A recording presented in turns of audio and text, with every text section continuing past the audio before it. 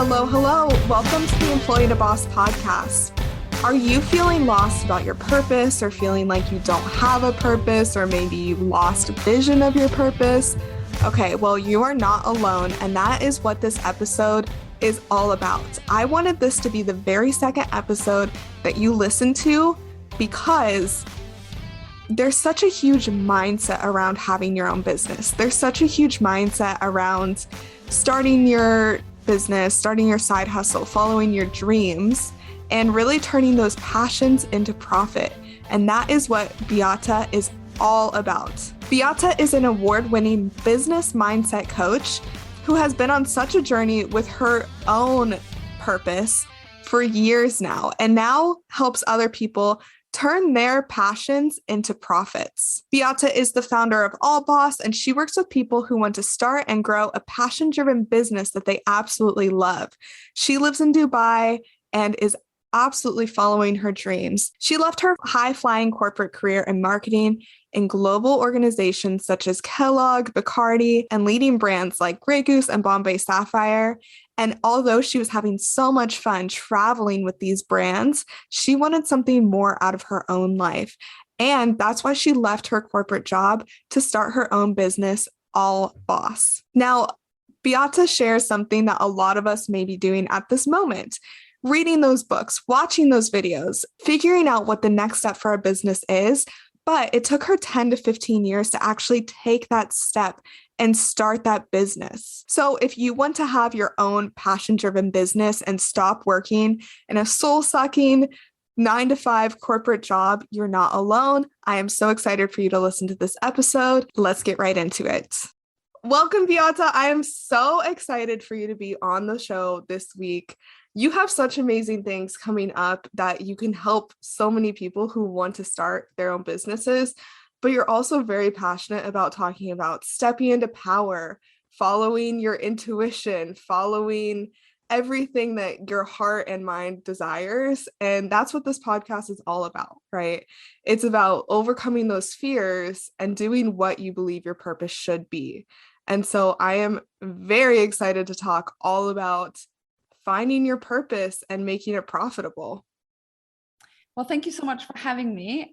This is my favorite subject ever, which I've spent so many years figuring out that actually was my purpose. So thank you. And I'm really excited to have that conversation. Me too. Awesome. So you have a really cool background. Why don't you tell us a little bit about, you live in Dubai, you've lived there for 7 years, you've been full-time in your business for 2 years, correct? Correct. And you're just doing it. Like, you're just doing what you are supposed to be doing. So can you tell us how you got there? Absolutely. So I think for many, many years, I had that nagging feeling inside that, I want to figure out what I want to do when I grow up. Even though I was, in this quite high flying corporate career, I worked for Kellogg's, then I worked for Bacardi. I was heading up Grey Goose and Bombay Sapphire for Middle East and Africa for several years. I was, going to the fancy parties, traveling business class around the world, going to Cannes Film Festival. So there was a lot of fun elements in it, but I always kind of knew that it wasn't quite my right path. And, lots of people envied me for my job and it was paid well. And I loved all of those perks. Don't get me wrong. I was very grateful for that. But I didn't really quite like the day-to-day job and it just didn't feel quite right. And I could never really quite put my finger on it, but I just always knew I still had something to figure out. So I'd spent 10, 15 years, reading all the books, doing all the courses, going to the retreats, watching the videos, like whatever there was out there that I was like, oh, maybe that will help me, or maybe that will help me. I would absorb it and really do all the exercises that were recommended to, help you figure out your purpose. And then it was maybe a couple of years before I actually ended up quitting my job. I remember we were doing a kind of the course was called Shape Your Career. It was a one-day workshop for everyone who was, the premise of it was, do what you do best and what you love doing. And it is all about, living your passion. And finding your purpose. And I was literally first thing in the morning when the introduction started, I was like, what if I can't find my purpose? I've been trying to find my bloody purpose for years and I can't find it. What if I don't have one?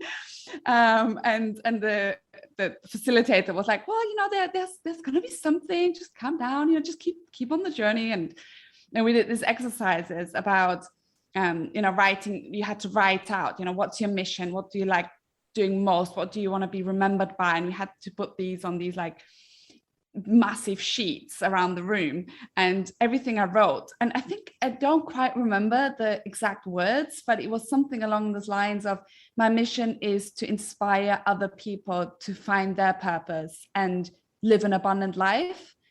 Because I was so struggling to find it. I was like, well, I want to help other people do it because I know it's possible. And I just also remember thinking, I really hope that none of my managers see this sheet because it's got nothing to do with the job I do right now. And everyone else was writing about, their career aspirations and what kind of departments they wanted to go into. And I was like, mine was not work related whatsoever. Yeah. But it still took a couple of years because, and I'm sure a lot of people can relate to that. When you're in that rat race, you almost can't see outside of it. You feel like, you're so absorbed in it, and it's part of your identity, and it's part of, the community that you're in, and something that you've really built. I've come quite far in my career, and I was proud of that. And I was proud of working for a great company and doing all these amazing things. So it was quite seductive in a way to stay in that. But then eventually it got to the point when probably a bit of burnout at the same time, just working crazy hours at the same time as not feeling satisfied and fulfilled with the day-to-day job. So I decided to just give myself a bit of a break. I thought I would go back to Europe, and was already having conversations with some of the teams there to move within the company. But I wanted to take some time. Dubai is a great place to travel from. And I was like, I'm going to take a couple of months before I move and go to Asia and Australia and all around the world. And within, I think, a couple of weeks, I realized I was never going back to a job. It was almost like I needed to allow that space for something new to evolve. And it was almost like I hadn't seen the wood for the trees, because when people ask you, like, some of the exercises I've been doing for years, like, do what you love doing the most. What are you passionate about outside of work? What do you spend your time doing in your free time? It's like, well, I'm doing this personal development stuff. I'm trying to find my bloody purpose, but that's not just something you can do. But then it was almost like I'd spent so many years on that topic, and I'd built up so many skills and knowledge and experience in that, working through it myself. I was like, actually, I have quite a lot to share here. And that was kind of the starting point of, let me give this a go and let's see what happens. And then it just, within weeks and months, and it took time to take off for sure. I went through a lot of, oh my God, this is never going to work out. But I always knew I was on the right track. It was just like, but it's got to work out, because I know this is my mission. I know this is my path. And I'd never felt that before. And even when, like, I remember taking a screenshot of when I was like, I've got 100 dirhams, and that is around $30 left on my credit card limit. My debit card was being declined, and I was like, shh, but this is my mission. It's got to work out. It's got to work out. And it did. And, it's sometimes, it happens at the 11th hour, but when you're on the right path, that really pulls you through those hard times and keeps you getting up in the morning, and helps you find resources within yourself and outside of you that make it happen, that make it inevitable for you to succeed. That's kind of it. Long story, but that's basically it in a nutshell.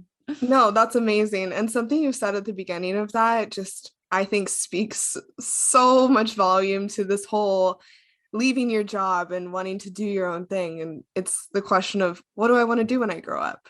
But unfortunately, we're grown-ups. And I mean, I've said that probably to my mom like 1 million times. I'm like, what do I want to do when I grow up? I'm 24, right? And she's like, I don't know, what do I want to do when I grow up? And hey, I was 35 by the time I left Bacardi, and I still didn't know what I wanted to do when I grew up. Yeah. And I think there's like no problem with still like questioning, what do I want to do? What is happening? What is my purpose? But finding your purpose and putting effort into that and knowing it will work is just the most important part of it, right? Because you can question it all day long, but if you're not working towards that, you're just going to be stuck in the job that you hate or stuck in the lifestyle that you hate and not putting any effort into fixing it at all. I think there's a bit of a misconception, and that I think stops a lot of people from doing it, from moving towards it, because they make it out like this big thing that all of a sudden it's just going to drop on their lap. And there's children who know from the age of 3 that they want to be doctors, or they are so driven to be a musician, or there's people, but the majority doesn't have that. But people think that's what it should be like. So if it's not that, then it's either it doesn't exist for me, or I've got to find that one big thing, and it's just gonna be that light bulb moment, and I know it, and it's gonna drop on my lap, and it's all gonna be happening. But that's not really the reality of how it happens. It evolves by kind of following little clues and following your joy and your passion, and one thing then leads to another. So it can be as little as, I used to really enjoy playing tennis. I haven't played tennis in 10 years. Let me go pick up a racket again, things like that. And then that just increases your joy, your passion, and will lead you on the right path. Absolutely. It can be something so small like that, and that will have such a big impact on what you do next, right? Did you have that one moment when you were just thinking to yourself, wow, like this is it, like I made it, this is what brings me so much happiness, this is what I'm meant to be doing? There isn't one moment. There has been so many. There's been, like, especially now I'm doing this summit, and I'm recording all these sessions with these incredible people from around the world who've been doing this for many, many years and have been very successful doing it. And I'm having these incredible conversations, and I'm just like, this is just amazing. Like, sometimes I sit there and I get like goosebumps. I'm like, I can't believe this has become my life. And sometimes, the other day I was lying by the pool, everyone in Dubai lives by a pool. And I was like, I just love my life. This is just amazing. So it's not one moment. It happens regularly for me now, that it's like, this is what it's meant to be. And I'm so grateful for that feeling, that internal feeling, that knowing that I'm on the right path. And I know I'm not at the end of it. I'm not like I've found my purpose now. I've reached that epiphany of what that's meant to be. But I know I'm on the right track, and I know it's going to evolve, and it's going to, maybe I'm kind of going like this now, but it's going to come more and more refined and more closer to what the core of me is and what the core of my gifts are. I want everyone to have that feeling like that. When you were telling me that story, I just got goosebumps. Like, that's what I wish for everyone, that they just are sitting by the pool or whatever they love doing and just think, wow, like I love my life. And like, I'm not here to say that can't be done in a corporate job, or that can't be done in a 9-to-5 or whatever it is you do. Like, you can do that in any situation in your life, but whatever brings you happiness is really where you will find your purpose. So absolutely, you help people find their purpose and figure out what actually brings them happiness so they can have that same feeling that you had. So I know that you have your 5-step passion-driven business blueprint. Can you talk me a little bit through that? Absolutely, for sure.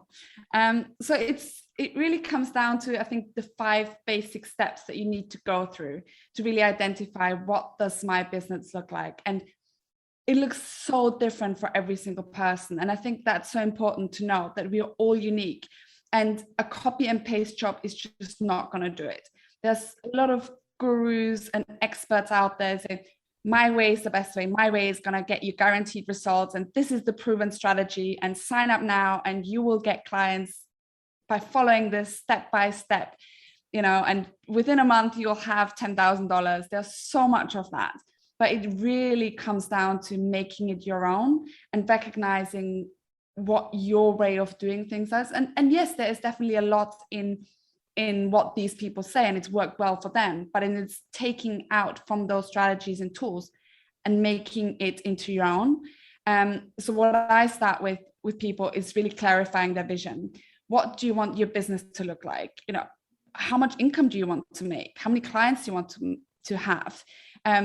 Do you want to have an online or offline business? Do you want to work one-to-one with people? Do you want to have one-to-many? So what does the structure of that look like? And how does that then look in 10 years time, in 5 years time? How does that relate to the next 3 years, the next 1 year? Because you don't want to just kind of come up with an idea and it's like, well, actually, but in 10 years time, I want to be somewhere very different. So it needs to really be all aligned. It will evolve and it will change, but you need a starting point and be really clear about that. Because I think where a lot of people go wrong is by not being clear on their goals. And especially for me, what's been so powerful is, writing down my goals every single day. And then, but building those goals up towards that vision that I have. And when things get tough, your vision, if that's inspiring and big, that's the thing that's going to get you through it, nothing else. So then the next part is really identifying your uniqueness. What makes you stand out? What are your unique strengths, your talents, your passions? And how can we bundle that up to make and create a product or a service that helps other people, helps them solve a problem, helps them integrate you in their daily lives, your brand, your product, your service in their daily lives without having to think about it much. So what's your gift? How do you contribute to the world? Because I think a part of our purpose is to serve and make this world a better place. And if you can find that, that's going to be the most valuable to you and to everybody else. And that's going to be the thing that's going to pay you the most money as well. Then the next step is all about who do you want to work with? So who's your audience? Who do you want to serve? Is that a mom with 3 kids? Is that a college graduate? Is that someone who wants to transition from a career into a passion-driven business? Is it men? Is it women? How old are they? So really identifying who can you connect with? Who do you build a rapport with? Who do you want to get close to? Because you really need to be able to understand them deeply, not just, oh, that sounds quite cool, but really understand their problems, their aspirations, and who they want to be. What do they do now? Where do you want to get to? What are their challenges? What makes them tick? And the more passionate and the more connected you are to them, the more powerful your message is going to be. And part number 4 is all about your life in general. We are holistic beings. It's not just about work. And especially when you run your own business, it's even more integrative in your whole life. So, do you want to work 6 months a year and take 6 months off? Do you want to work 3 days a week, 6 days a week, 5 hours a day, 10 hours a day for 3 days? What's the structure that you feel most comfortable with? Also, who do you surround yourself with? There's this famous quote by Jim Rohn: you become like the average of 5 people that you spend most time with. So who's in your network? If you're aspiring to be a 6-figure online service provider, do you know anyone in your circles that's already gone that journey, that's already at that level? Because that will help you a lot more to step up your game, basically, and get inspired, and you match those vibrations and those energies with people around you. So the more you can be in the proximity of people who have already reached that level that you want to get to, the more you are influenced by that. Mm-hmm. And then part number 5 is all about taking action. You can have all these amazing plans and ideas and have it all clearly figured out, but if you don't take action, you're just not going to get anywhere. And that's, all about what I mentioned earlier, creating from all these other 4 parts, looking at that and then creating a unique strategy that's specifically tailored to what you want, who you are, who you want to work with, and what you want your life to look like. And that's then how you bring all the pieces of the puzzle into a roadmap, and then work through what are the actions you can take today, tomorrow, in 6 months' time, and really start today to plan for growth, plan for expansion and scalability. All of that is completely packed in the whole topic of mindset. So, you could have all these 5 things completely figured out. If you're not working on your mindset, you're still going to fall completely flat on your face. Yeah, definitely. Definitely. I work with podcasters and people who want to start podcasts and people who have podcasts. And one of the biggest things that I find that you just brought up is the action step. They will plan out their podcast. They might even do some interviews. They might even pay someone to create their music, their art, their website, like all of that. And then they just never launch because their mindset is just not there. So they've done all the planning, they've done all the hard work, but then they never see the payoff because they're too scared and they just don't want to be judged, or they don't want to be seen in that way, right? It's all just a whole mindset thing. But I love all 5 of those tips. Those are amazing. One thing that you said in the beginning is that you write down your goals every single day. Yeah. That's incredible. Can you talk about, like, do you have a certain system? Do you use a certain notebook? What keeps you doing it every single day? So I started really looking into kind of goal achievement. And I teach every year. I teach at the beginning of the year, I teach a workshop around goal setting, because it's actually been proven by Harvard Business School that they were looking at business graduates and observed them over the course of 10 years. And 83% of graduates had not really any goals, and they were just kind of, going into the workplace and kind of working themselves up the ladder. 14% had kind of a vague idea of their goals and their vision, and only 3% had clearly written, well-articulated goals that they were reviewing on a regular basis. So the 14% who kind of had a vague idea of their goals were earning 3 times as much as the 83 that didn't have any. And the 3% who had really clearly articulated, written down goals were earning 10 times as much as the 83 that didn't have any. So it just goes to show that how powerful it is to really go through that exercise. And it's really 95% of our reality is created through our subconscious mind. And there's only 5% that we are consciously aware of what we're doing, how we're acting, our behaviors, etc. So it's so important to get our subconscious on board to support us in what we want to achieve. So I find by writing that down daily is just really gets it to sink in, and like, come on, subconscious, come on, get me on that path, find me those resources. And there's been so many times when my goals were quite big, especially for this summit. I had very big goals. Even my producer was like, this is very ambitious, that good luck. I'm totally supporting you, but good luck. And there was times, and I was like, I felt ridiculous writing those goals down. I was like, and especially the first couple of months when I was working on it, I was so far from getting anywhere. It was tough, mentally very tough. But I still kept writing, still kept writing. And I've completely smashed those goals now. And I think one of the things why I was able to do that, because I just kept reminding myself of it every single day. And it always makes me feel good as well. Like in the morning, especially when you work for yourself, nobody's telling you what to do. Nobody gives you a deadline. Nobody has any deliverables that you need to complete. It's you. And it's so easy to get just, dragged into the day. And by the end of the day, nothing's happened. But I find when I get up and I write my goals down, I tend to be a lot more productive, just because of my mind is in a different space than if I don't. So I think it's a really powerful. And at first, I just literally any odd paper that I had around. And now I've bought myself a nice notebook, and because I see how powerful it is, like, no, I'm gonna make a proper ritual out of this now. Yeah, that's awesome. How long would you say it took you to see results after you started writing those? Probably 4 or 5 months. Okay. So So was it, it's not an overnight thing. No. yeah. Was it kind of Yeah. hard to keep yourself to it? I mean, I do like a nightly journal and a morning journal.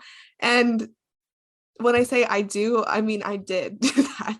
Yeah. And then just one day I just stopped and I don't know why. I should probably go find it. It's probably somewhere in my room. But what did you do to like keep yourself on that mission when you weren't like immediately seeing results? Which, yeah, overnight fixes or overnight success are never or rarely going to happen. So it's hard for people to stay motivated when they're not seeing those results. So a big thing, and that's a whole nother conversation, a very deep conversation around mind. Mhm. But when you understand where your feelings come from, your feeling always comes from your thoughts in the moment. And we have 60,000 thoughts a day. So they keep moving through. So your feeling can change as you're thinking, and your thoughts are all made up. It's all, they come from somewhere, they move through you, they go somewhere, who knows? But I think we attach so much meaning to the feeling that we're like, oh, I just don't feel like it today. Or this is so frustrating. Oh, I don't feel motivated to do that. Oh, but I've just learned by understanding it's like, it's just a thought that's moving through my body now. I can choose whether to ignore it or to let it drag me down. And I just, whenever I wasn't feeling like it, I just like, well, I've just got the way I'm thinking about it now is not quite on point. So I'm just going to ignore it and do it anyway. And once you do that, and it really becomes habit. And I think I've also kind of made myself a ritual around it. So in the morning I meditate, then I go to the gym, and then I have my protein shake, which I actually really enjoy. It's really tasty. So I sit down, have my protein shake, and write my journal. And it takes 10 minutes. And it's quite, I've turn on some good music, and I quite enjoy the process. So I think that's also key, that you really make sure you enjoy, create it in a way that you enjoy it, and just make it a habit. And they say you need at least 21 days, 28 days, you need to do something and repeat it on a daily basis for it to become a habit. And until you get to that point, you just have to ignore your feelings. It's quite simple, really. Yeah, I've never actually thought of it that way. It's just a thought. You can let it go. You're in control. I think that's absolutely beautiful. And we do have a lot of control over our lives that we just forget because we're so in tune to like our parents telling us what to do, our bosses telling us what to do, our friends, family, boyfriends, girlfriends, like them all giving their input on what our lives should be, that we forget how much power we actually hold. And so that is, well, I'm going to start doing that. I'm going to start goal setting every single day. One thing I hear a lot of my clients say, and honestly, just a lot of people in the entrepreneurial world, is that they, at some point in their journey, they lost their vision or lost their way or lost their why. And one of my clients just stopped doing her podcast because she's like, I need to reset. At one point, I lost my reason. And that breaks my heart. It breaks my heart so much. And so I feel like something like goal setting every single day will keep you locked in on what you're doing is actually purposeful and meaningful. And it also goes back to kind of the first step of even creating the right vision in the first place. Because a lot of times the goals we create or the vision that we create are not even actually ours. They are, and I remember that from when I was in my corporate job, I wanted that promotion. I honestly, if I look back at it now, and I think probably even knew at the time, I didn't really want the promotion because I liked my job more that I was doing because it was more kind of involved with the activities in the event space, whereas the promotion was more kind of more strategic, more desk bound. But obviously you've got to want the promotion, right? Like everyone wants a promotion. It's more money and it's more prestigious. But a lot of the time we get caught up in wanting something for the sake of it rather than because we actually really want it. And it goes back to that, to our values. And a lot of us are not aware of what our core values are. It's such a term that's thrown around by every organization. No one ever really lives it. But we never really sit down and consider what our own values are. So what I work through with my clients is, first of all, we identify our values, because a lot of the time when things are not going quite right, it's because you're compromising your values and you're not even aware of it. Mm-hmm. So, and then building a vision from that place that that is based on your core beliefs, or not even your core beliefs, but your core essence of how you want to live your life, how you came to this earth to live your life. And that's then how you build your vision from that point, rather than what the external fields that people have and want, and they are kind of more the bragging element than anything else. So this has been such an amazing conversation. Tell us how we can connect with you. What do you have going on? So I also have the 5 steps that I just talked about earlier. I also have a document, Passion-Driven Business Blueprint, that you can download. It comes with a training video that talks you through all of those 5 steps in detail and really helps you work through each of those steps in your own time. And that's free to download. You can find it at passion-drivenbusinessblueprint.com. And that's probably the best way to kind of just get started, and even just start digging into it. It asks a lot of questions that you probably wouldn't have considered before, and get your brain in the right space to really start and also grow the business that you absolutely love. I've loved this conversation with you so much. So and I think it's just been so amazing for everyone to hear. So if they want to contact you, what's the best way to do so? So you can just go on my Instagram. It's just my name. Or my website is called allboss.me. Middle East. Everyone says, that's quite funny, allboss.me, but it's ME for Middle East, because I'm based in Dubai. So that's another way. So I love to end every single episode off with giving our listeners actionable tips that they can take to start living the lives that they love, following their dreams. And so if someone wants to be just like you, they want to be living in a very amazing place, sitting by their pool, thinking to themselves, I absolutely love my life. What are some things that they can do to follow in your footsteps? So the first and most important and easiest thing to do that most people never ever do is, when an idea drops into your mind, write it down and do something about it. Because there's Elizabeth Gilbert in her book Big Magic wrote about it in quite at length. Ideas, it's almost like ideas float around kind of like clouds in the air, and they're looking for a collaborator in a person. So it drops into you, sees if you grab it, and if you don't, it will move away, and we'll find another collaborator. And there's a reason why this idea is attracted to you, most likely because it is connected to your deeper purpose. So if you miss that opportunity to connect with that, you've missed a chance to move towards your purpose and your path, your mission. And then you see someone else getting rich with your idea, and you're like, that was my idea, but well, you didn't act on it. Yep. So it's really that, an idea comes, write it down. And what's the smallest, tiniest little action you can take? So for example, I want to start a podcast. And there's that can seem like such a big chunk of an idea, and it can be quite overwhelming. I was like, okay, I'm going to write down, I want to start a podcast. And then the first thing you can do, type into Google how to start a podcast. And if that's all you do, that's absolutely fine. Then message Haley, and then you move forward.